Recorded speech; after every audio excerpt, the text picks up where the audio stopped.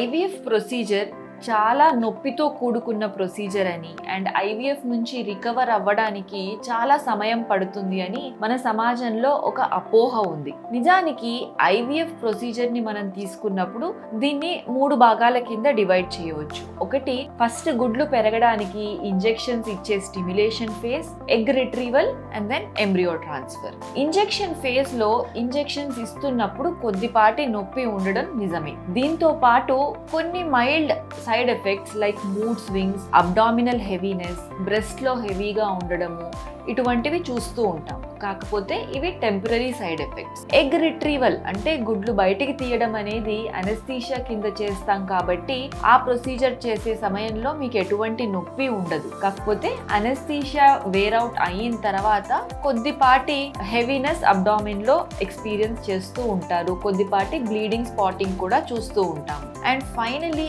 Embryo transfer కూడా almost painless procedure. Simple IUI లేదా Pap smear ఎట్లాగా ఉంటుందో ఎంబ్రియో ట్రాన్స్ఫర్ ప్రొసీజర్ కూడా అట్లాగే ఉంటుంది. On the whole IVF procedure మనకు 1 to 2 months టైం తీసుకుంటుంది. కాబట్టి ఐవీఎఫ్ ప్రొసీజర్ చాలా పెయిన్ఫుల్ ప్రొసీజర్ అండ్ చాలా టైం పడుతుంది అనేది నిజం కాదు. దీని గురించి ఇంకా డీటెయిల్స్ కావాలనుకుంటే తప్పకుండా మమ్మల్ని సంప్రదించండి. Thank you.